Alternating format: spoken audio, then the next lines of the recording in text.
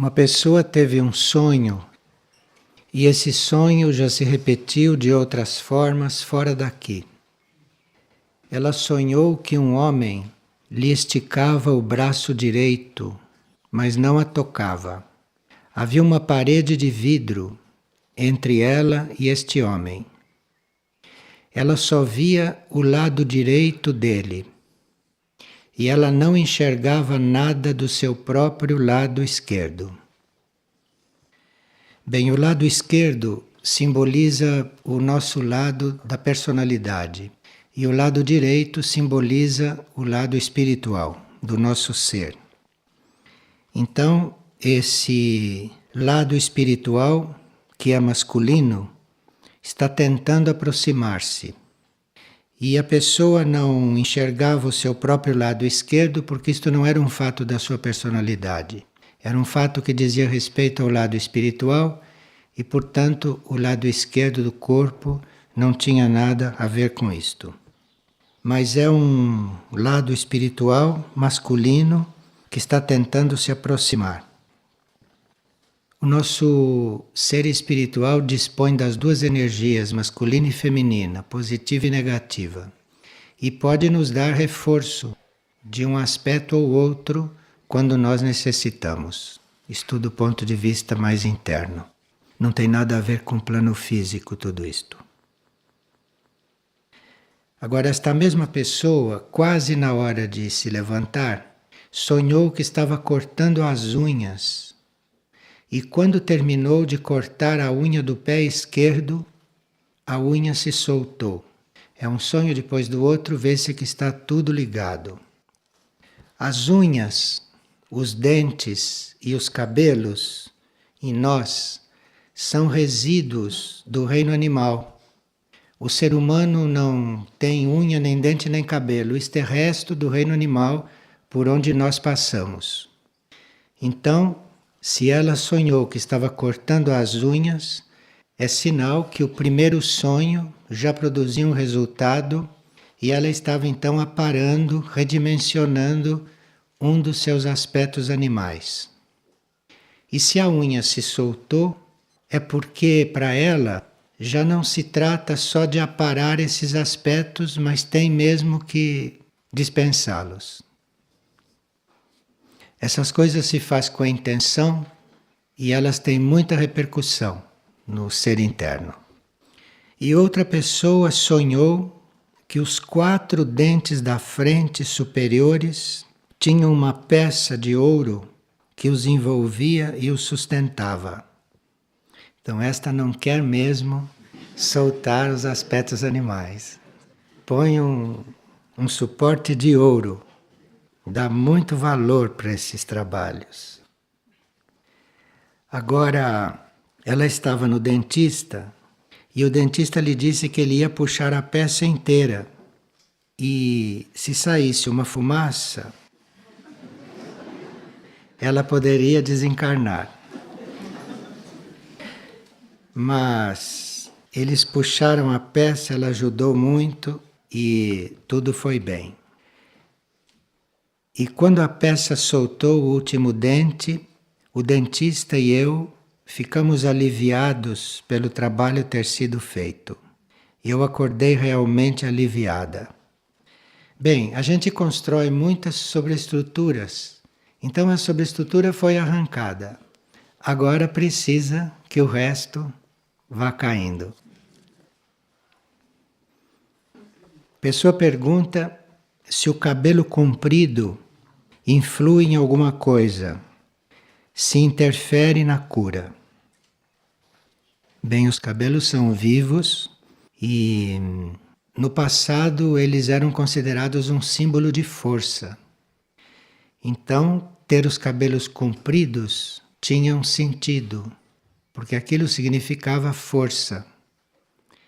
Os cabelos, por serem vivos e por estarem no alto da cabeça, eles podem ser considerados antenas. Os cabelos captam as coisas e os cabelos ficam impregnados daquilo que eles captam. Então, dependendo do que a gente capta, dependendo do que a gente pensa, também impregue nos cabelos. Os cabelos estão ali bem perto do cérebro. Então os cabelos ficam impregnados do que a gente pensa. Então, dependendo dos nossos pensamentos e dependendo daquilo que os cabelos contêm, o cabelo comprido não é higiênico. Agora, o cabelo curto já está mais livre dessas toxinas por ser em menor número. Mas essas coisas são muito pessoais e cada um é que deve sentir e perceber qual é o seu caso. Agora, já que nós estamos falando que os cabelos são vivos e são tão importantes porque são antenas, os cabelos ficam impregnados, então aqueles que tingem os cabelos, aqueles é como se estivessem matando a vitalidade dos cabelos. Estivessem tirando dos cabelos os poros, a possibilidade deles captarem, deles respirarem, enfim, deles serem vivos. Então uma pessoa que quer ser sadia e que tinge os cabelos está fazendo uma coisa oposta ao que poderia fazer se quisesse ser sadia. E uma pessoa pergunta se o trabalho do grupo é prejudicado por aqueles que saem do grupo, que se retiram. Nós podíamos responder isso de muitas maneiras, porque estas coisas dependem de tantas circunstâncias e dependem das pessoas. Mas podemos responder isso de uma forma geral, com aquela história do cedro do Himalaia, um símbolo muito usado no ensinamento de yoga. Segundo esse ensinamento, o cedro do Himalaia é o mais alto e o mais forte entre os cedros que existem. E quando a gente vê um cedro do Himalaia alto e forte, se a gente observar, há muitas marcas no tronco dele, que é dos ramos que caíram, dos ramos que o vento levou ou dos ramos que se desprenderam. E segundo a yoga, isto não enfraquece o cedro. Ao contrário, os lugares de onde saíram os ramos tornaram-se mais rijos e até o aço se quebra contra eles, diz o texto do yoga. O cedro não representa o ensinamento espiritual. E o ensinamento, diz o texto, não se amedronta por causa daqueles que o abandonam. O ensinamento continua a ser o que é. Tem nada a ver com quem o abandona. Quem abandona é uma coisa, o ensinamento é outra. Aqueles que se desprendem, diz o texto, podem cumprir a sua destinação. Porque nem todos os ramos são para ficar na árvore. Esses ramos pequenos que se desprendem, diz o texto que no fim, eles são colocados juntos, amarrados todos juntos, e podem até sustentar uma casa, se eles se unirem em harmonia e na tensão correta. Portanto, diz o ensinamento, não temais por aqueles que se desprendem. Eles não poderão distanciar-se muito, porque logo serão usados para outra coisa. E o ensinamento diz que se nós víssemos a grande quantidade de sendas, de caminhos que se cruzam, nós veríamos isto tudo de cima e acharíamos isto tudo muito natural. A pessoa leu o pensamento do dia, que diz o seguinte: o trabalho é um dos meios mais diretos de sintonização com a lei da necessidade e com a lei da economia. Ambas leis fundamentais para que se colabore com a evolução superior. O trabalho, então, é muito fundamental perante estas leis. E a pessoa diz, como a vida em Figueira é uma vida de trabalho, se a gente poderia falar sobre este pensamento. O trabalho é um meio de concretização do plano evolutivo em todos os reinos. Em todos os reinos da natureza existe trabalho, se vocês notarem. O trabalho é implícito em cada reino. E no reino humano, Se o trabalho é feito sem ambição, sem ideia de posse e sem senso de poder, ele pode ser sim um efetivo instrumento do plano evolutivo. Mas se há ambição no trabalho, se há ideia de posse, e se através do trabalho nós estamos buscando poder, aí muda a energia do trabalho. Muda a energia do trabalho e já não é mais a mesma coisa estar trabalhando. Quando nós trabalhamos corretamente, isto é, sem nos apossarmos do que estamos fazendo, sem sede de poder, então o trabalho é um meio de alinhamento, o trabalho é uma forma de alinhamento. Então nós podemos ver muitas pessoas trabalhando e alguns estão trabalhando somente e outros estão se alinhando. Então aqui não existe trabalho só para a gente trabalhar. Aqui existe trabalho como instrumento de alinhamento, como instrumento de conexão com a alma, conexão dos corpos com a alma. Para isto é que se trabalha. Porque nem todos os seres são contemplativos formados. Então nem todos os seres podem ficar sem trabalho, sem se desorganizarem. Como não são contemplativos formados, então precisam trabalhar para se alinhar, para fazer este alinhamento com a alma. O problema não é trabalhar ou não trabalhar, o problema é como se está trabalhando. Com que ideia se está trabalhando e com que espírito se está trabalhando. E o trabalho não é somente um meio de nosso alinhamento com a alma.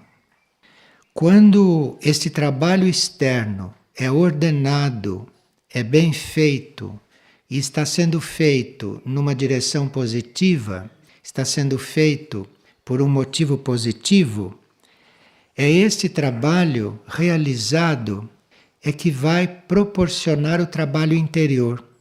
O trabalho interior do indivíduo não pode acontecer enquanto ele não aprender a trabalhar aqui fora. Enquanto ele não trabalhar aqui fora com perfeição, o trabalho interior nele não começa. E se o trabalho interior está começando e o trabalho externo relaxa ou é relegado para um segundo plano, o trabalho interior se interrompe. Então, trabalha-se por vários motivos, não só para cumprir tarefas, mas há muitas razões espirituais para nós trabalharmos. Agora, o trabalho, então, é um elemento importantíssimo diante da lei da manifestação, da lei da necessidade e da lei da economia. É através do trabalho que a lei da manifestação e que a lei da necessidade atuam, porque pela lei da manifestação e pela lei da necessidade, tudo aquilo que é necessário para o plano evolutivo se cumprir deve aparecer na hora certa, não deve faltar. Então isto é uma lei. E para que esta lei se cumpra, para que tudo que for necessário para a evolução esteja presente, para que nada falte, é preciso que se trabalhe. O trabalho é uma coisa, o trabalho é coisa nossa. A lei da manifestação é outra coisa. Mas a lei da manifestação não tem como atuar se nós não trabalhamos. E a necessidade que atrai os meios. Quando nós começamos um trabalho, nós não temos que nos preocupar com os meios, porque é a necessidade que vai atrair os meios, se nós trabalharmos corretamente. Se nós estamos no puro trabalho, nada falta e os meios materiais vão aparecendo. E quando se trabalha dentro da lei e a manifestação vai suprindo, tudo está ali na quantidade ideal e correta. No trabalho bem feito, nada sobra e nada falta. Então o trabalho é muito ligado com esta lei da manifestação. O trabalho, apesar de ser uma coisa feita aqui nos planos materiais ou nos planos mentais, ele conta com esta lei superior, esta lei da manifestação que é uma lei superior. E a necessidade de cada momento é suprida quando nós estamos na sintonia justa com todas estas coisas. Agora, nós não podemos pretender viver estas coisas, não podemos pretender fazer estas experiências, se nós temos gostos por tarefas e se nós temos preferências por tarefas. Nós temos que já ter transcendido essas preferências pelos trabalhos, pelas tarefas, para que tudo isto funcione. Nós só podemos ser canais realmente de suprimento, instrumentos para que as necessidades sejam supridas, se nós não temos nenhum gosto ou nenhuma preferência por esse ou aquele trabalho. Isso é muito importante. Agora, a lei da economia entra em tudo isto, por isso que ela está incluída nesse mesmo pensamento. A lei da economia é uma lei muito importante porque ela vai determinando as circunstâncias para que haja a menor resistência possível à execução do propósito evolutivo. Então, esta lei da economia vai abrindo caminho, organizando as coisas para que não haja resistências para a realização desse trabalho. Mas aí nós precisamos estar bem dentro da lei da economia, isto é, concretizando as obras sem nenhum envolvimento com aquilo que é supérfluo. Então, se nós estamos construindo ou trabalhando, colaborando em uma obra, nós temos que estar atentos para não nos envolvermos com nada de supérfluo, porque aí a lei da economia não pode se manifestar ali e ela é muito importante, porque é ela que determina a menor resistência possível para que tudo se consume, para que tudo aconteça. Agora, enquanto nós entramos na lei da manifestação, quando renunciamos à preferência pelos trabalhos, por um ou por outro, na lei da economia nós podemos entrar quando transcendemos o livre-arbítrio. Enquanto a gente usa o livre-arbítrio para escolher isto ou aquilo, na lei da economia a gente pode estar ou não estar. Porque a lei da economia se aproxima quando você já transcendeu este estado. E ela emerge de maneira muito natural. Esta economia, esta forma econômica de fazer as coisas, sem desperdício, sem superficialidade, sem coisas inúteis, isto emerge naturalmente. Não tem escola para ensinar isto, não.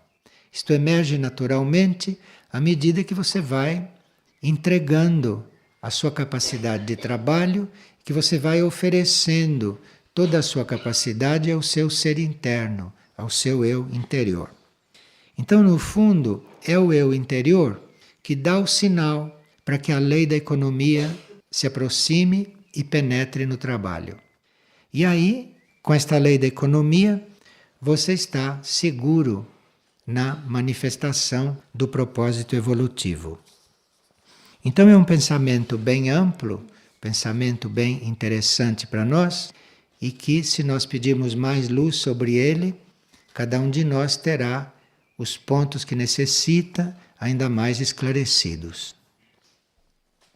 Vocês podem experimentar, por exemplo, ler este pensamento logo cedo, depois ficarem com o pensamento trabalhando na mente, no cérebro, e depois vocês tornam a ler este pensamento à noite.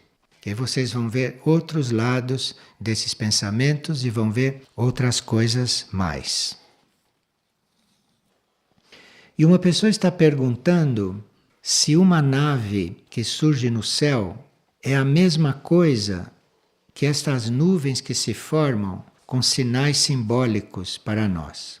Não, não é a mesma coisa. As naves são testemunhos da presença de consciências superiores, consciências extraterrestres ou intraterrenas. As naves são o testemunho da presença dessas consciências. Essas consciências podem se materializar em forma de luzes, em forma de naves, e dentro da sua aura, essas consciências podem conter outras consciências, dependendo da capacidade e da força dessas auras. As naves dizem respeito à consciência de seres que estão em outros planos evolutivos, em outras dimensões. As nuvens que se formam no céu e que a gente nota que não são nuvens normais, que são nuvens que se formaram para nos fazer um sinal, como esta pessoa que viu uma nuvem em forma de interrogação, que a acompanhava enquanto ela caminhava. A nuvem lá no céu. Então, essas nuvens não são naves. Essas nuvens podem ser formadas por uma nave. Uma nave pode formar uma nuvem. Muitas naves que têm que trabalhar materializadas, ou muitas naves que trabalham no plano etérico, bem próximo do plano físico, geralmente essas naves criam nuvens em volta delas, para que elas não sejam percebidas. Então as nuvens podem ser criadas pelas naves. E muitas vezes uma nave está num plano invisível. Uma nave não está materializada. Mas, por alguma razão, ela quer mandar um sinal para nós, uma mensagem visível para nós. Então esta nave pode criar uma forma simbólica nas nuvens, com as nuvens. As nuvens elas obedecem.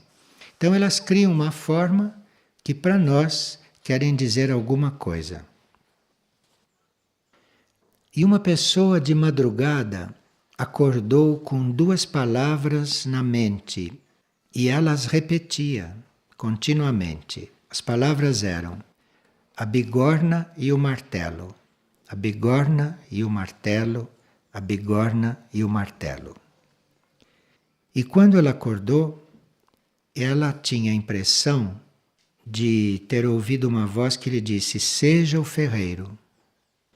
E ela sentiu uma energia muito positiva nela esses dias todos depois deste sonho, só que ela não entendeu o que é seja o ferreiro, o que ela tem que ser.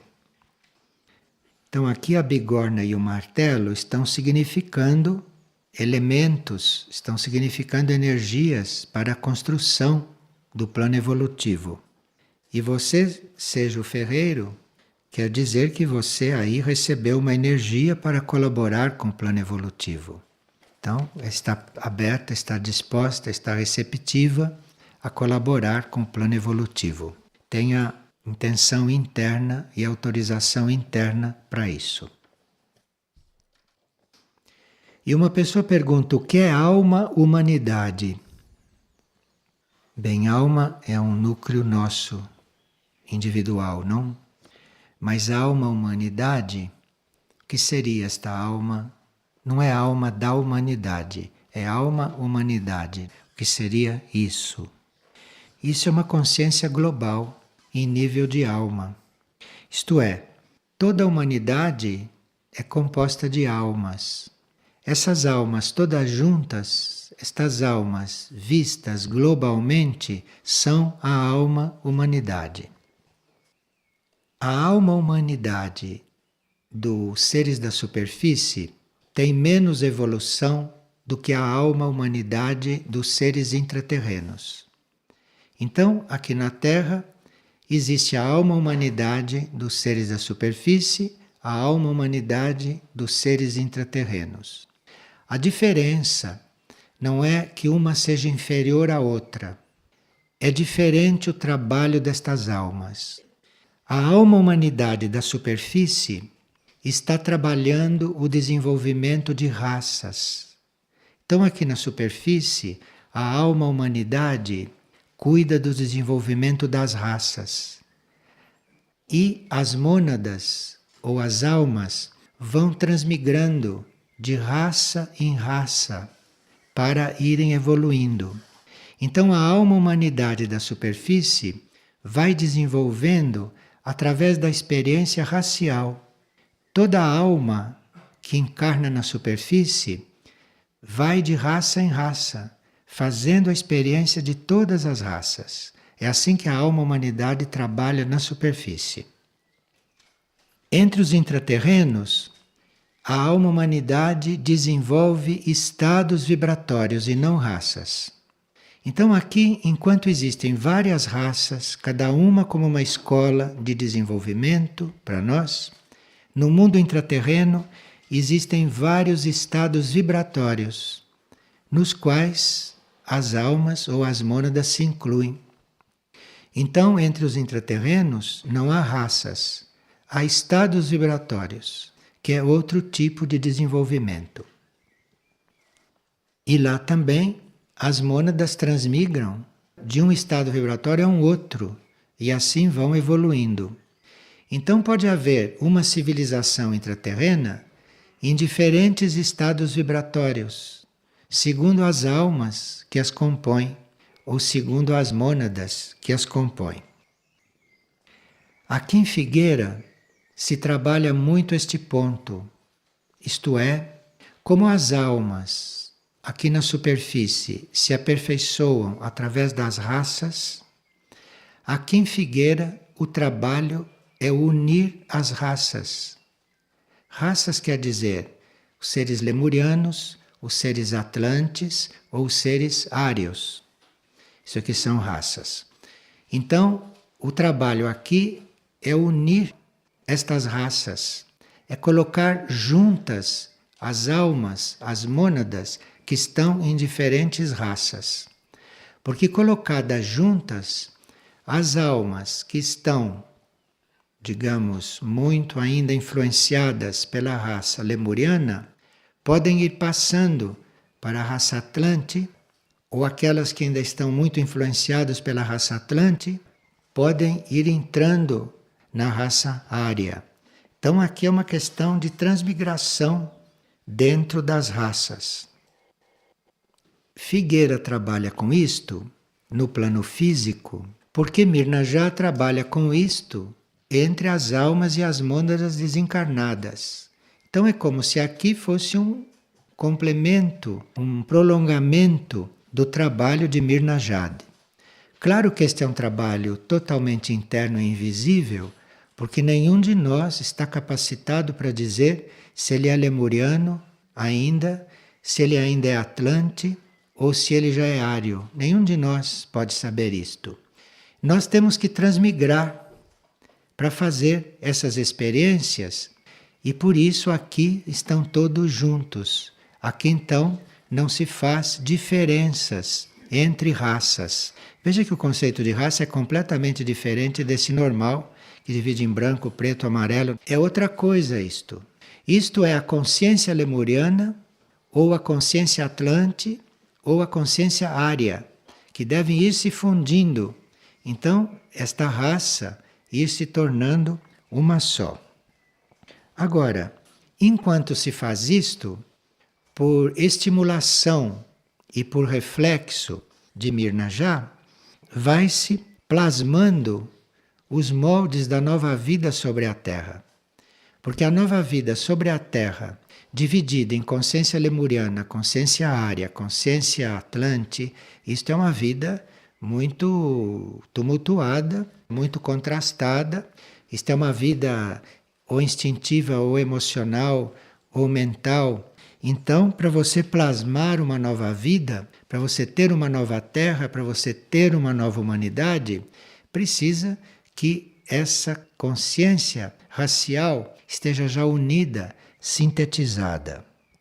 E isto é o que vai ajudar a manifestar uma Terra futura diferente, que vai realmente apresentar uma humanidade diferente desta hoje toda repartida.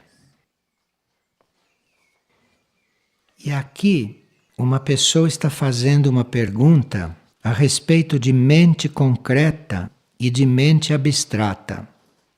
Bem, nós este mês temos como livro em estudo Bases do Mundo Ardente. E Bases do Mundo Ardente é um livro muito especial para ajudar a nossa mente a desenvolver o seu lado abstrato.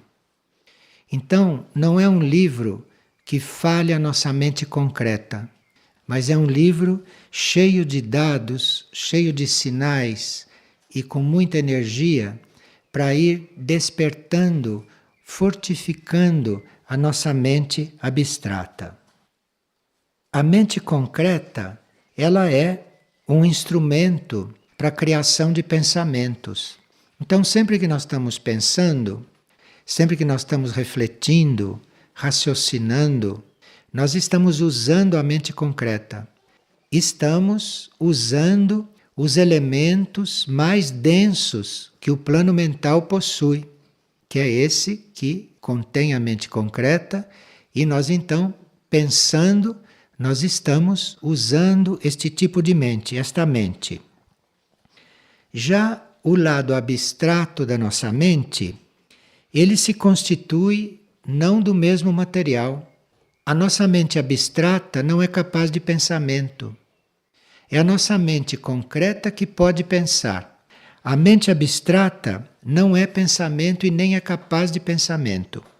A mente abstrata, ela é como um espelho que recebe e reflete as ideias, ou melhor, as energias do nível intuitivo e do nível espiritual. Então nós não poderíamos mais só viver com base na mente concreta. Nós não teríamos mais que estar só com esse instrumento de fabricar pensamentos, mesmo porque os nossos pensamentos podem ter diferentes valores e os pensamentos fabricados pela mente concreta são pensamentos que podem até ser contrários àquilo que teria que ser a nossa atividade mental. Agora, a mente abstrata, esta não corre perigo, porque não é ela que fabrica o que ela expressa.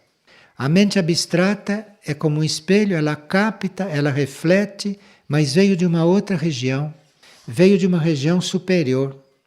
Então, nas bases do mundo ardente, nós estamos estimulando esta mente, estamos estimulando a nossa consciência a reconhecer esta mente.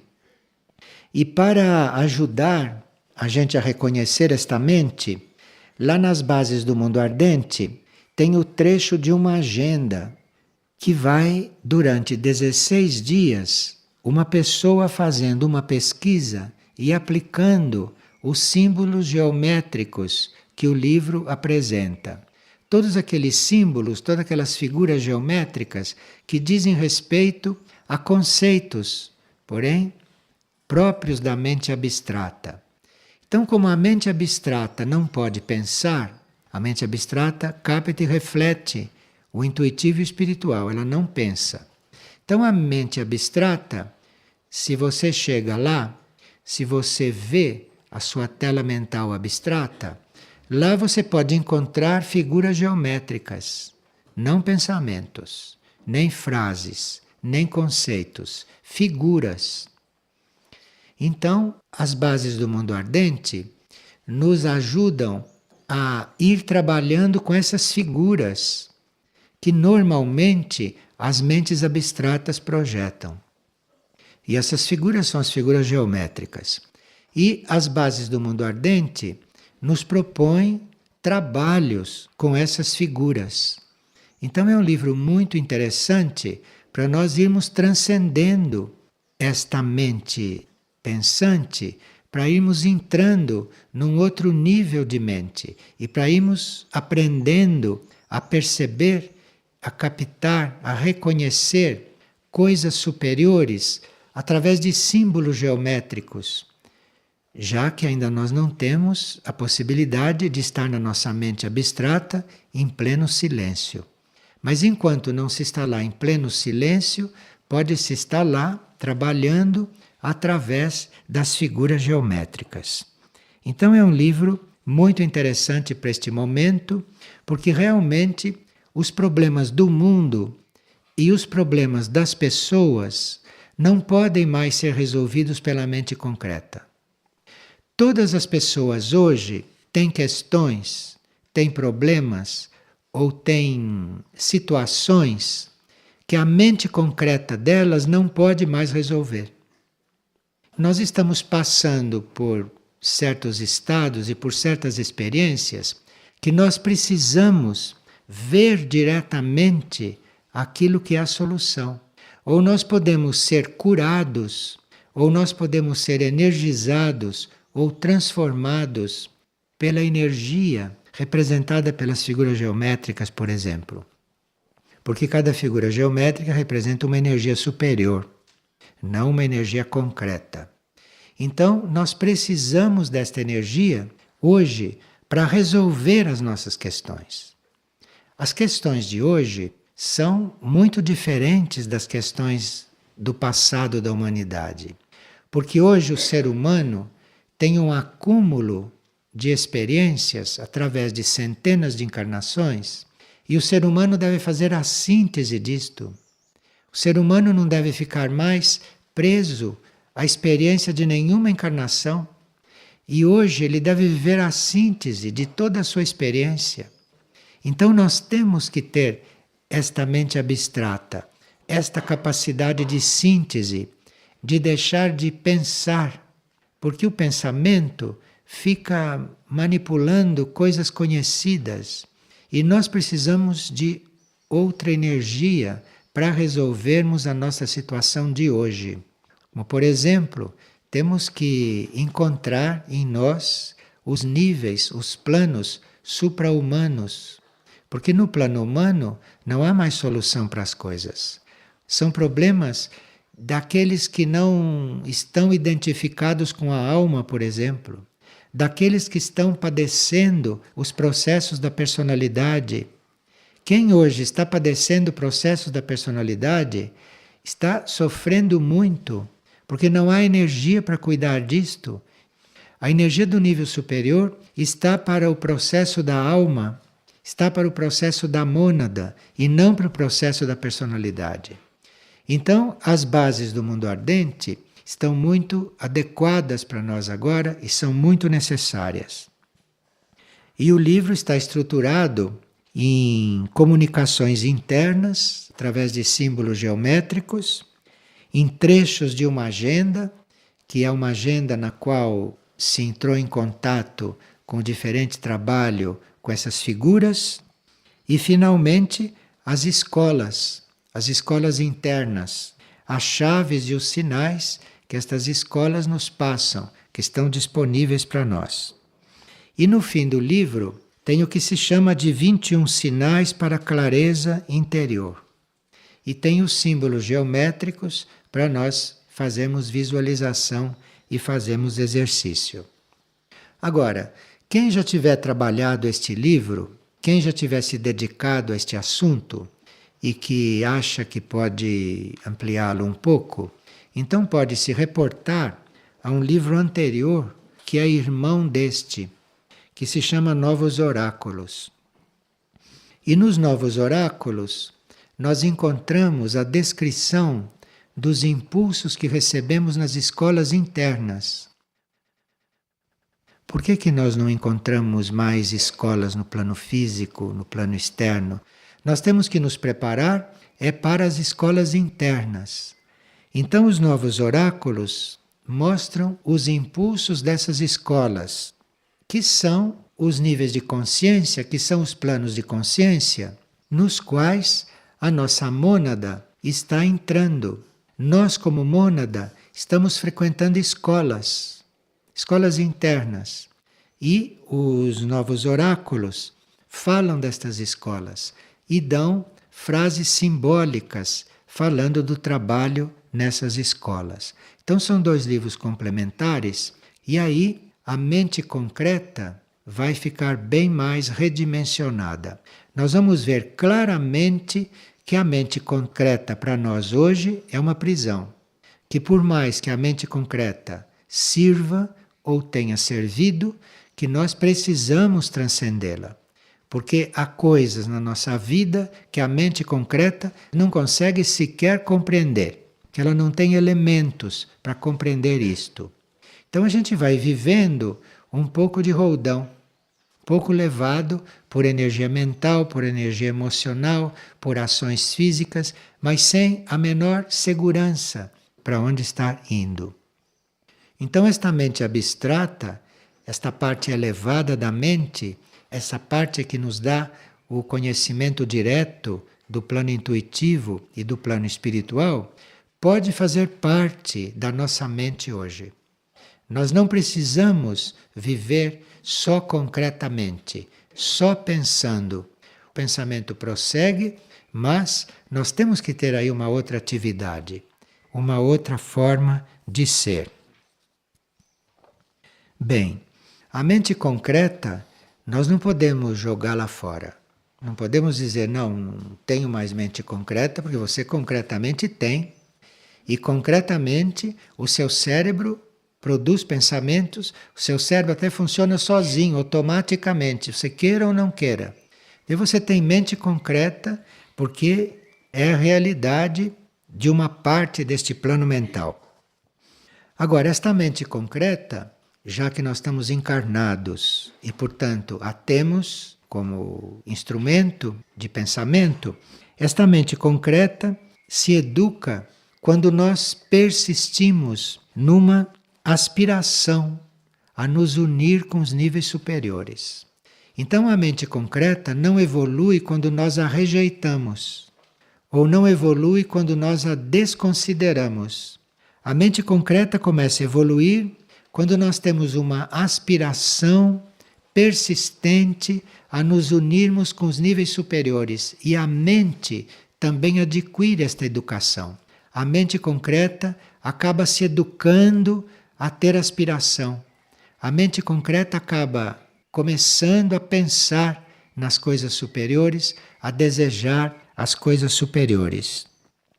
E aí nós teríamos que aprender a não nos guiarmos somente pelas deduções e pela nossa parte intelectual, porque isso tudo pertence à mente concreta. Nós temos que pegar tudo isto e educar tudo isto, mostrar a isso tudo que é preciso um horizonte maior, um conhecimento direto das coisas, um conhecimento mais real das coisas. E a mente concreta se adere a isto, encampa esta aspiração, ela vai elevar a vibração das células cerebrais. O cérebro tem a sua vibração elevada, o cérebro é regenerado, o cérebro é curado da sua parte estritamente material com a vibração desta mente concreta que está mudando de posição. Então, esta mente concreta aderindo às coisas abstratas, esta mente concreta buscando a aspiração superior, o lado intuitivo, ela vai mudar a vibração do cérebro. Vocês veem a quantidade de doenças cerebrais que existem hoje, de todos os tipos, de cérebros doentios. Isto são cérebros, isto são células que não receberam esta vibração. A mente concreta não foi educada, a mente concreta não foi desenvolvida no sentido de aspirar a outras coisas. Então o cérebro físico é que pagou. O cérebro físico no plano físico paga por esta falta da mente concreta se elevar, sair deste nível de pensamento e entrar num nível de busca intuitiva e de busca espiritual. Quando a mente concreta compreende estas coisas, então ela deve renunciar ao predomínio. E ela, como mente concreta, nós, como pensamento concreto, podemos apelar para o nível intuitivo. Pedir ao nível intuitivo, podemos pedir ao nível espiritual que se manifeste, que surja, que apareça, que estimule toda a nossa mente, porque a mente é uma só, não é? Agora, esta mente concreta, além de se entregar e de renunciar ao predomínio, ela teria também que ver em cada ser, que ver em cada situação o lado positivo. Se você está fazendo um trabalho com a mente concreta, mas se a mente concreta só consegue ver a parte negativa das coisas e dos seres, nada acontece. Acontece um conflito dentro da mente concreta. Acontece um tumulto dentro da mente concreta. E aí o cérebro vai ficando avariado. Então, esta educação que nós temos que desenvolver, de olhar para uma pessoa e procurar ver ali o que tem de melhor, o que tem de mais positivo. Que a gente vê também o negativo, a gente vê também a outra coisa. Mas viu, registrou, acabou.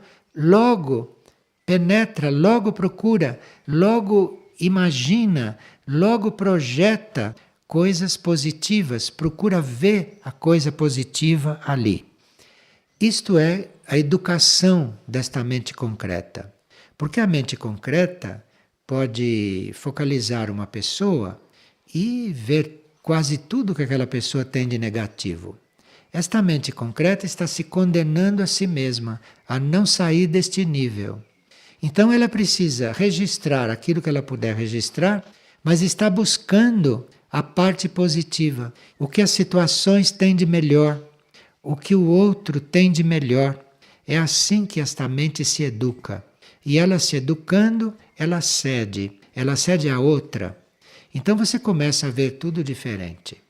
Tudo aquilo que você via com a mente concreta, você vai ver diferente. Você vai perceber diferente, porque você já está com a energia da outra. Uma pessoa está perguntando se o jejum é válido ou se é uma prática ultrapassada. Os corpos hoje estão muito debilitados e submetidos a fortes pressões ambientais. Então, os corpos, muitos estão necessitados de ar puro, estão necessitados de água pura, estão necessitados de coisas que o ambiente não possibilita mais. Então, fazer jejum hoje não é prudente. O jejum é de uma época em que o ambiente era outro. O ser deixava de se alimentar, mas ele respirava. Pelos poros entrava o prana livremente. Ele respirava oxigênio. Era outro ambiente. Então o corpo físico podia suportar um jejum que podia ter muito bom efeito.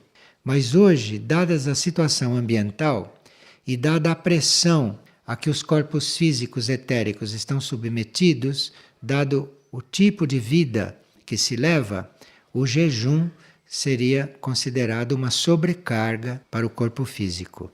Pode produzir debilidades físicas.